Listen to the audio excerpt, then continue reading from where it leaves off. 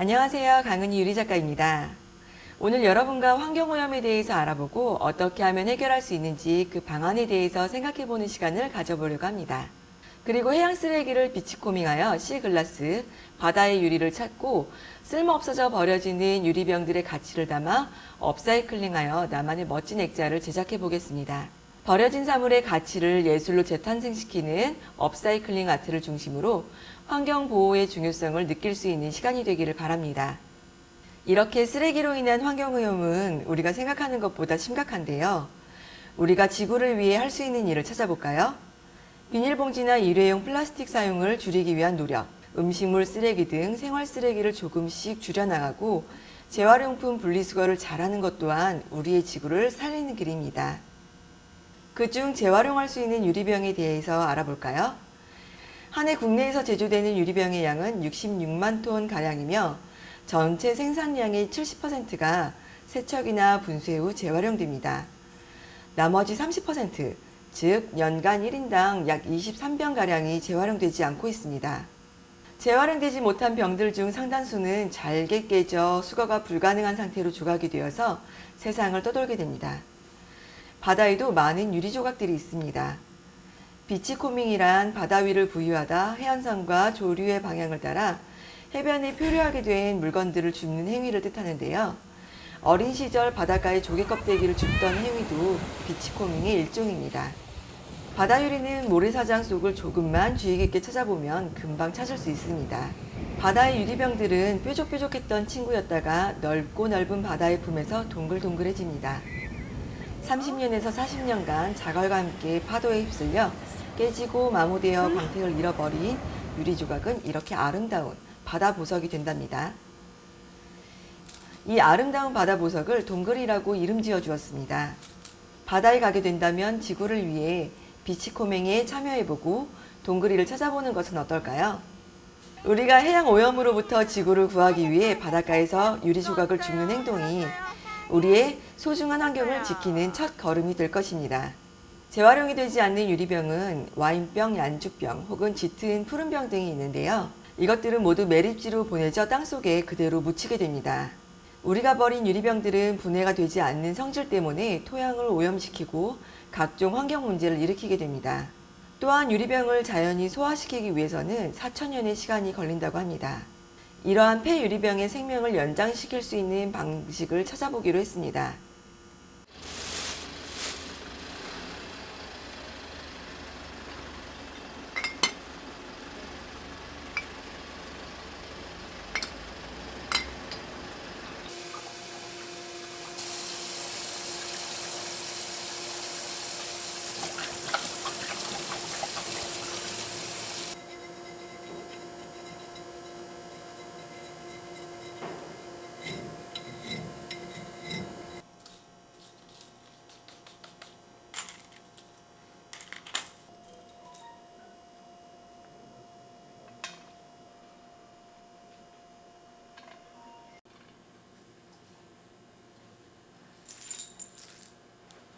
재활용이 되지 않는 유리병을 깬 다음 유리 조각을 가마에 굽는 과정을 거치게 됩니다.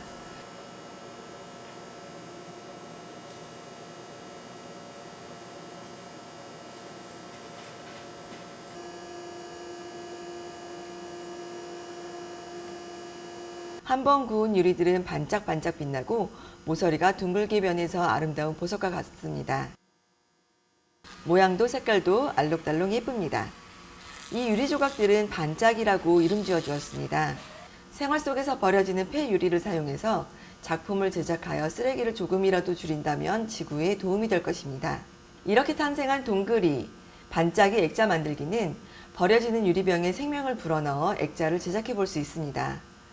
환경 오염에 대해 생각해보고 지구와 바다를 사랑하는 마음으로 힐링하는 시간을 가져보세요.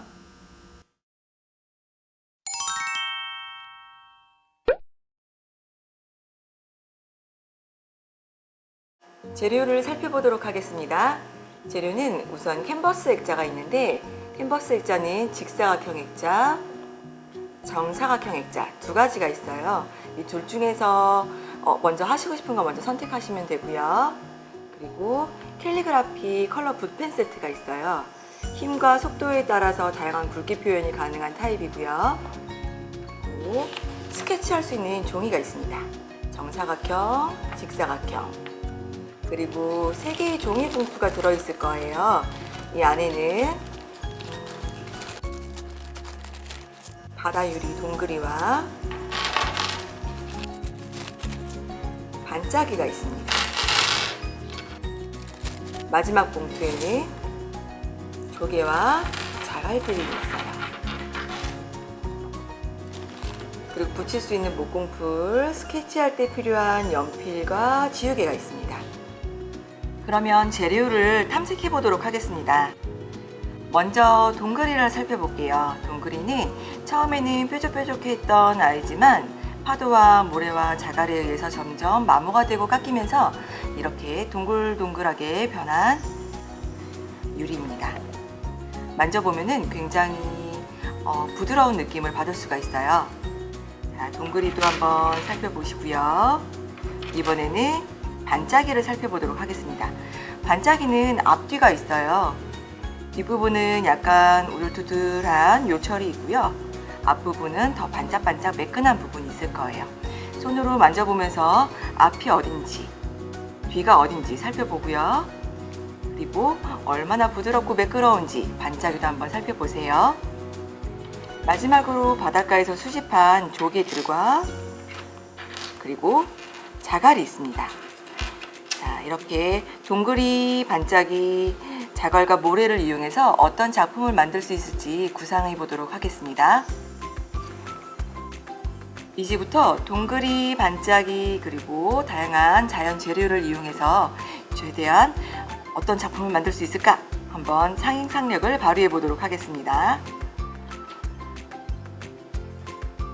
물고기가 될 수도 있고요, 나무가 될 수도 있고요, 꽃이 될 수도 있어요. 사람 얼굴이 될 수도 있고요.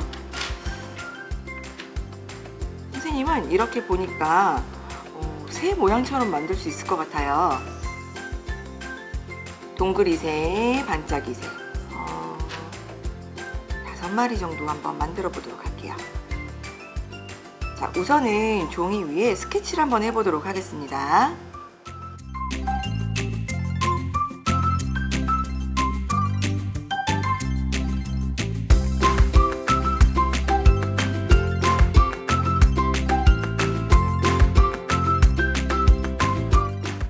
스케치와 배치가 끝났으면 이제 캔버스 액자에다가 똑같이 한번 그려보도록 하겠습니다.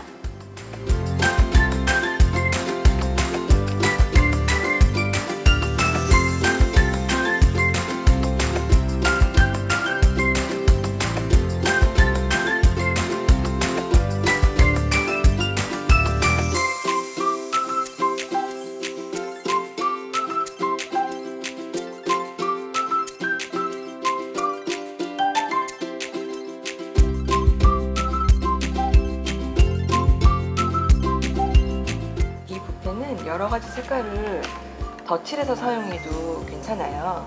더 예쁘게 자연스럽게 표현이 가능하니까 이런 식으로 덧칠도 한번 해보세요.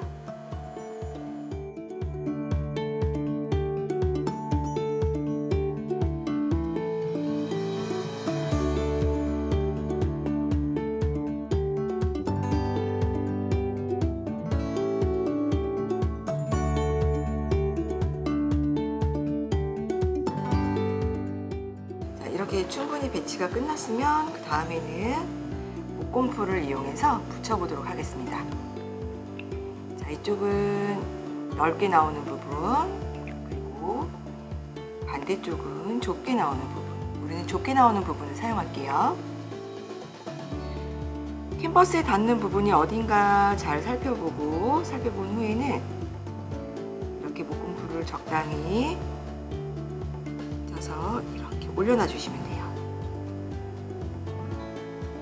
캔버스에 어느 부분이 닿는지 잘 관찰해 보세요.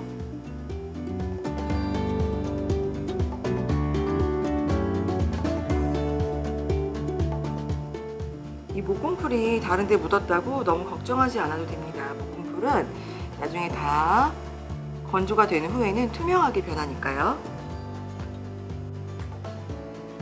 캔버스에 닿는 부분만 체크를 해서 붙여주세요. 조개 같은 경우에는 이렇게 테두리에만 붙여주면 되겠죠.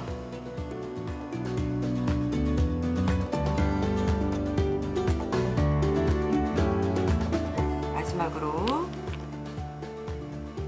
새의 눈도 한번 표현해 볼게요.